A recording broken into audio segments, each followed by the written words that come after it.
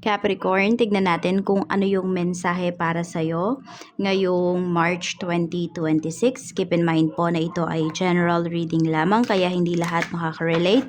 Pakilawakan po ang isipan at kung hindi ka pa nakasubscribe dito sa ating channel, please subscribe and hit the bell button para lagi ka pong updated every time na meron tayong uploads.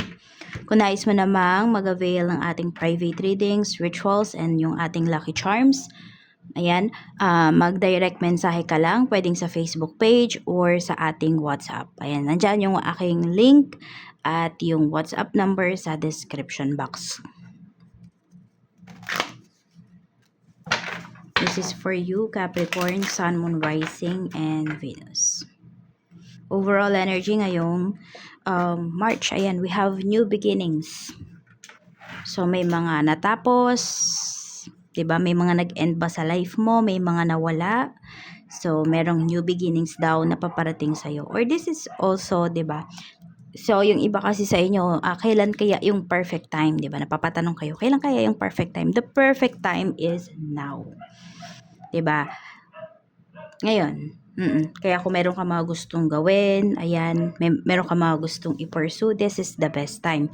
Pursue mo na yan. Pero, ayun pala yung iba sa inyo, pwedeng nagba-wonder kayo. Di ba po Mercury retrograde ngayon? Yes. If I'm not mistaken, di ko alam kung March 20 or March 26 ba matatapos. Pero mas more on yata March 20 if I'm not mistaken. No? Pwede nyo namang i-search. So, yun lang, iwas lang kayo doon sa pagpirma, okay, pagpirma, o kaya mga big purchase. Pero kung kayo po ay sabihin natin, nagpaplano kayo na umiba ng trabaho, 'di ba, mag-change ng career, pwedeng ito yung best time talaga or ito yung perfect time para sa inyo, Capricorn. Or meron kayo dating in-applyan tapos hindi kayo na-hire. So, pwedeng this time, ayan, kung may opening sila or may hiring sila pala, may hiring sila, ayun, applyan mo siya ulit. So, mas malaki yung chance mo ngayon na ma-hire ka. And also, ito kasi, yung Mercury retrograde, ito yung mga balikan, yung may mga nagbabalikan sa life mo. So, yung new beginnings na to, pwedeng ito yung sinasabi na, ayan, new environment. Pwede rin na ito yung sinasabi na, ayan, may new beginnings kayo ng person mo. Yes, meron dito, pwedeng, ayan, ngayon, nagpaparamdam yung ex ninyo, ganyan. Pero meron din naman po kasi dito kung talagang sabihin natin toxic na yung relationship, aalisin yan ni universe sa life mo. Ito yung time na, yes, marami ding maghihiwalay. Kaya nga may new beginnings tayo dito, 'di ba? Sabi ko may mag-e-end sa life ninyo. So tignan natin, okay, kamusta naman yung iyong emotional health? Kamusta naman po ang emotional health ni Capricorn? Emotional health ni Capricorn. Ayan. We have 10 of Wands. So, marami dito na i-stress. Ayan po. So, feeling burden. So, nandyan ba kayo sa lugar kung saan may kaguluhan ngayon? So, be prepared. And, hindi lang, di ba? Be prepared. Mind, body, and your financial. Mahalaga pa ba yung financial ngayon sa nangyayari dyan? Yes po. Ayan. Hindi naman lahat sa inyo. Pero ayun nga, parang sobrang hirap na hirap yung emosyon ninyo ngayon. Pwedeng may takot kayo na nafe-feel. So, ano lang talaga, dapat nandiyan yung presence of mind. Control mo yung emotions mo. Kamusta naman yung physical health mo? We have the world. So, yung iba naman po sa inyo, more on, pwedeng kung umiiwas kayo ngayon sa sa mga chemicals, sa mga processed foods. So, pwedeng bumabalik kayo sa all naturals. Ayan. Umiwas din kayo ngayon sa mga pampalasa. Pwedeng, sabihin natin, kung hindi pa kayo totally nakakaiwas, pwede pong binabawasan na ninyo yung paggamit ninyo ng mga seasonings, ng mga pampalasa. Ayan. So, yung overall health mo, mas nagiging okay siya. Yung iba nga sa inyo, mas sumisigla kayo. Pwedeng more on nag-exercise na rin talaga kayo. Ayan, parang bumabalik kasi kayo sa sa basic. Yun yung nakikita ko. Kaya nga pwedeng all naturals yung mga kinakain nyo po as much as possible. Umiiwas kayo sa sugar, mga ganyan. Ayan. So, mas nagiging active po kayo, Capricorn. Yun yung pinapakita rito. Ayan. Kung meron naman kayong sakit, pwedeng sabihin natin mas nagiging okay po yung inyong pakiramdam, yung mga resulta mas pumapabor po sa inyo. Tingnan natin, pagdating naman sa mental health mo, we have 6 of Swords. O yun, meron talaga dito, gustong-gusto nyo nang umalis. Meron naman po dito, ayan, tahimik naman yung inyong isipan. Ayan. Gusto nyo ng more on peace of mind. Yun po yung pinapakita rito. Parang sa ngayon, ayaw nyo munang mag-isip ng mga negativities. Di ba meron tayong new beginnings dito? So, pwedeng, ayun, unti-unti mong ina-accept yung mga bagay-bagay sa life mo ngayon.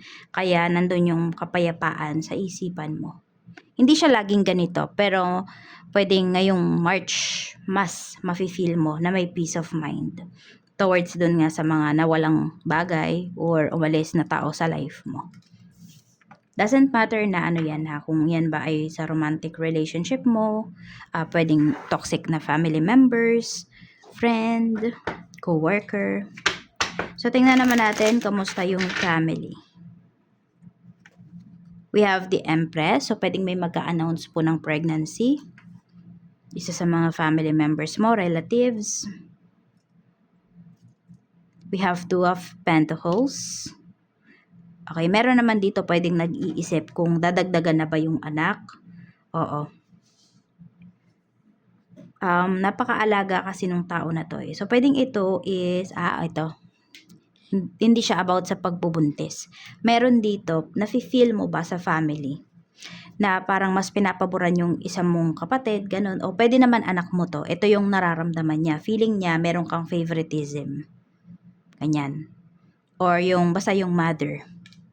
Kasi baka lalaki yung nanonood dito. So, feeling mo ba, sabihin natin yung mother mo or yung asawa mo is mayroong pinapaboran.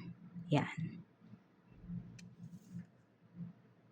So, pwedeng may nakakaramdam po dito ng, sabihin natin na naiinggit ba? Ganon. Nagtatampo. Tignan natin. So, tignan nyo po kung kayo naman yung nanay kasi pinapakita rito. Eh. So, kung kayo yung nanay, Capricorn, ayun, tignan mo. May mas napapaboran ka ba sa mga anak mo? Kasi pwedeng may nagtatampo. Tignan natin. Okay, friends energy naman. Kamusta yung mga kaibigan mo? We have the Sun. Meron tayo ditong the Tower. So, mukhang mayroon dito. Ayun, parang i-cheer mo yung mo, yung kaibigan mo. Pwedeng meron dumadanas dito na ng ano yung tawag doon? Basta magulo kasi yung isipan eh. Pwedeng mayroon din dumadanas ng ayun, kakahiwalay lang. Ayan. More on support yung nakikita ko rito pagdating sa mga sayo at saka sa friends mo. So kung ayun nga, no. Basta ganun, pwedeng dun sa highs and lows ng life ninyo ng mga kaibigan mo, lagi kayong nandoon para sa isa't isa. Lagi kayo nandyan para sa isa't isa. Ayan, So, yung suporta, ayan, mafe-feel mo po yan sa kanila. Kung ikaw man yung dumadanas nito or isa sa mga kaibigan mo. Tignan natin. Lagay naman ng trabaho. We have Temperance, more on talaga yung iba po sa inyo is, ito is pagtitiis. Tingnan pa natin. Okay, sa mga naghahanap ng trabaho, we have the Devil. So, sabihin natin, di ba, you have previous work. Di ba? Pero, hindi ka naging masaya doon. Umalis ka. Tapos ngayon may offer sa'yo, pero nako-compare mo naman dun sa dati mong trabaho. Pwedeng about sa sweldo, or basta meron kang comparison kasi dito eh. Kaya kailangan mo munang umalis doon. I mean, kailangan mo na yung alisin sa isipan mo kasi this is your present, 'di ba? Hindi ka makaalis eh. Ayan oh, we have the devil. I don't know kung meron ba kayong atraso doon sa dati yung pinagtatrabahuhan na nahihirapan kayo ngayong maghanap ng work. Oh, may nag-awol ba rito? Kaya absence without leave. Kaya nahihirapan kayo. Nahihirapan yung iba sa inyo. Basta yun nakikita ko, nahihirapan kayo ngayong maghanap ng bagong trabaho dahil dito. Basta more on pwedeng nako-compare or meron kayong atraso doon sa dati ninyong trabaho, sa previous job po ninyo. So sa mga nagbabalak namang mag-resign, we have 9 of Pentacles. Tignan natin kung ano ba. Page of Cups. Kuha pa tayo ng isa pa. Hindi kasi malinaw. 5 of Pentacles. Okay. So, sabi lang dito, dalawa yung energy na pinapakita. Kung mayroon na po kayong enough money, sinasabi dito, hindi lang 3 months ha. Ano daw, 9 months. Alam mo na kaya mong mabuhay ng 9 months na wala kang trabaho. Kung ganyan daw, ayun. Pwede ka nang mag-resign sa trabaho. Kasi kung hindi, ayan, kung magpapadala ka daw dito sa emosyon mo, kasi nga 'di ba may nai-stress dito. So kung magpapadala ka sa emosyon mo, Capricorn, ito naman yung mararanasan mo. Ayan, 5 of Pentacles, this is kahirapan. Yan, mahirapan na kayo maghanap nga ng trabaho, mahihirapan na kayo sa finances. Pwedeng magkapatong-patong yung problems ninyo. Once na nag-decide kayo rito na ang pinagana po ninyo is yung inyong emosyon. So, kung magre-resign kayo at alam niyo na pinag-isipan niyo yung mabuti, prepared kayo, then go. Kung nadala lang kayo ng emosyon ninyo, may nakaaway kayo rito, ano pa, hindi niyo gusto yung pamamalakad, medyo magtiis ka muna. Ayun, mag-ipon ka muna dito ng ano. Sige, kahit sabihin natin hindi na nga 9 months, so pang 5 months na budget. Pag nagawa mo na yon, go ka na. Tignan natin. Okay? So, more on pagtitiis po yung pinapakita rito, ha? Ayan. Yung mga co-workers mo. We have 8 of Wands. So, meron naman dito, madadali naman kausap yung mga katrabaho mo. Meron lang din talaga dito, mga nagpaplano na umalis. Ayan. Tingin nila sa'yo, you are strict, but you are reliable, matalino ka, medyo marami pong nai-intimidate sa'yo rito pagdating sa trabaho. Yes, meron din dito na mga coworker mo na pinag-uusapan ka. Pero hindi negative yung pinag-uusapan nila about sa'yo. More on positive kasi nga may mga humahanga sa'yo rito pagdating sa kung paano mo i-handle yung trabaho or i-execute yung trabaho. Tignan natin ano pa yung mensahe. Okay, pagdating naman sa kaperahan, we have Knight of Wands. Ayan po. So, meron ba kayong mga gustong bilhin? Sabi ko nga kung big purchase yan, di ba? Huwag mo munang bibilhin. Okay, mag-ano ka muna ngayon. We have Wheel of Fortune. Pero maganda yung lagay ng kaperahan mo. Pero syempre, nasa pag-handle mo pa rin yan. So, handle mo ng maayos yung iyong kaperahan. We have the High Priestess. Kung meron kang mga investments na papasukin, sabi ko kung may mga pipirmahan kang mga documents, basahin mo yung maigi. Okay, okay lang naman na pumirma ka, pero you make sure na binasa mo at hindi lang binasa, naintindihan mo yung nakasulat doon. Kahit ano pa yan, virtual ba yan, 'di ba? Or yun. Yun na, may pipirmahan ka talaga. Go. Basta kailangan pinag-aralan mo po yan, naintindihan mo. Kasi mag-grow pa yung finances mo rito eh. So, wag ka din namang matakot na gumawa ng move, lalo na kung ito ay napagplanuhan mo na ng nung mga nakakaraan pang mga buwan.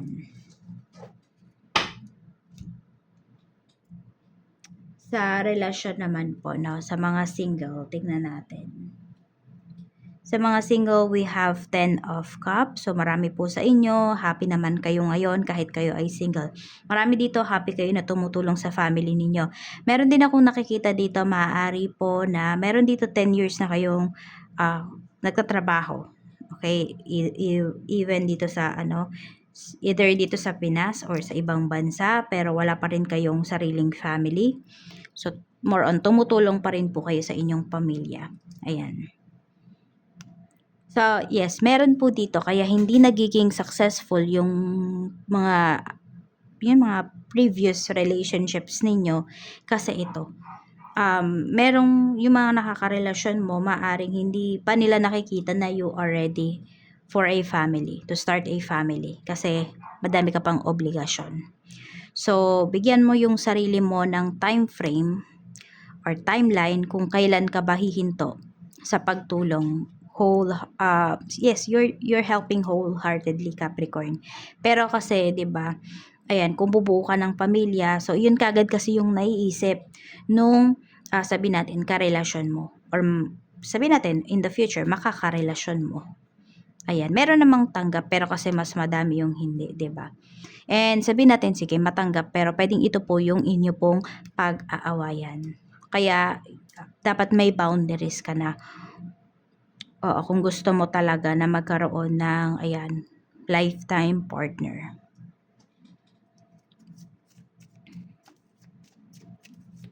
Tignan natin sa mga in a relationship po ngayon, tignan natin. Tignan po muna natin, nautal ako. Kung ito, magkakaroon ka ba ng relationship ngayong March. Ayan, mayroon And pure yung intention sa'yo ng tao na to. Yes, pwede naman na pure yung intention sa'yo ng isang tao, pero syempre, di naman lahat ng ginagawa mo magugustuhan niya, di ba? Katulad nito. So, yun lang, mag-limit ka talaga. Ito, kung nakikita mo seryoso yung tao na to sa'yo. Tsaka maintindihan ka naman siguro ng family mo if babawasan mo or ihihinto mo ba kapag meron ka ng family. Di ba?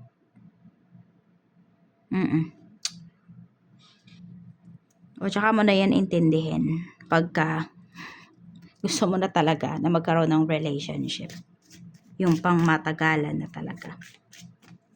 Yung mauwi na sa kasalan. Okay, mga in a relationship naman, kamusta yung energy ng inyong relasyon ngayon? We have the Hanged Man. So, medyo may panlalamig. Two of Cups. Okay. So, may panlalamig pero mabilis nyo din namang maaayos yung mga magiging problems ninyo ngayong ngayong month. Kasi pag-uusapan po ninyo hindi papayag yung person mo na magtagal yung inyong problema. So, kung kaya naman daw aayusin nyo yan. Hindi kasi, hindi daw sagot yung pag-iwas. Yan. Hindi naniniwala yung person mo dun Kaya nga pwedeng makulitan ka sa kanya kapag nag-away kayo. Kasi makulit talaga siya. Di kanya titigilan hanggat hindi kayo okay. Yung parang yung iba sa inyo napapa-oo na lang kayo. Sige na nga, pati na tayo, ganyan. Kasi ayaw kanyang tigilan Pero mahalaga, ma-address nyo talaga yung issues. Oo. Sabi natin, yes, nagkabati na nga kayo. Pero pag-usapan nyo pa rin yung naging issue. Kasi minsan kapag ganun, 'di ba, yung parang okay, na-close na lang yung topic na yon, yung issue na yon na nagkabati kayo, pero hindi niyo naayos talaga. So yun lang yung iiwasan. Sa mga married naman, we have the Magician. We have Four of Pentacles. So more on, sino ba ang laging nasusunod sa inyo ng person mo? Yan. Ngayong month kasi yun yung nakikita ko dito. Queen of Cups. Medyo magiging emotional or medyo may pagtatampo or magtatampo kayo dito sa person mo. Ayan strict kasi siya ngayon. Parang strict siya ngayon sa lahat ng bagay. Actually, nag-overthink kasi itong person mo. Di ko alam kung nasa malayo ba siya. Itong asawa mo. Di ko alam kung sino ba sa inyo yung nasa malayo. Ikaw ba or siya? So, pwede kasing may paghihigpit pagdating sa pera. Tapos, kung ano-ano na yung maiisip. Oo, either ikaw nga or siya, no? Kung sino man yung nasa malayo. Or, yun nga, nasa LDR relationship yung iba sa inyo. Basta gano'n. May ano, hindi ko alam kung may nag-feed sa person mo ng negativities pagdating dito sa inyong relasyon. Kaya may ganyang energy. Hindi ko lang siya nakikita na i-address siya ngayong month na to. So, pwedeng mararamdaman mo lang na parang may kakaiba sa person mo, ganyan. Parang, ba't ganon? Parang nag-overthink nga siya.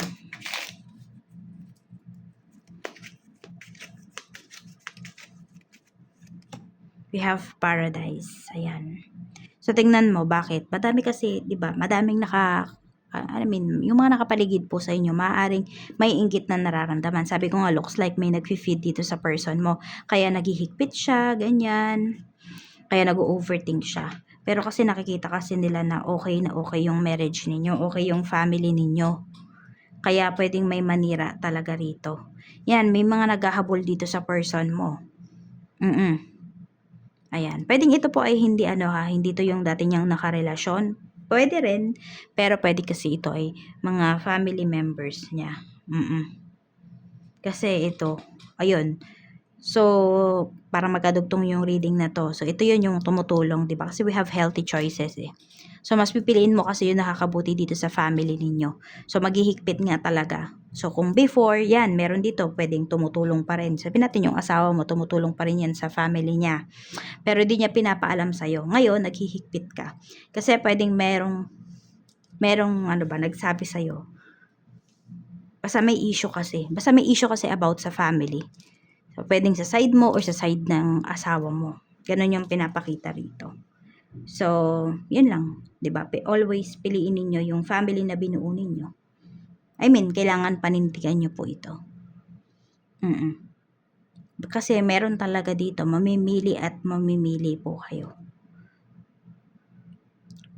Ano ba, isa-sacrifice mo ba yung family na binuo mo over your extended family mo na sila? Yung mga kapatid mo, ganyan, mga pamangkin mo, baka, mother, father mo. Yes, meron dito pagpili kasi. Kasi may maghihigpit nga eh. Kaya, ayun. Tignan nyo talaga kung sino ba yung pipiliin ninyo. Ayun nga, kaya may new beginnings tayo dito eh. Kasi meron ngang maaalis sa life po ninyo. May mapuputol. May mapuputol na connection para makapagsimula po kayo. So, ayun lang po yung mensahe para sa iyo, Capricorn. Maraming salamat. Mag-iingat ka and more blessings to come para sa iyo ngayong March 2026.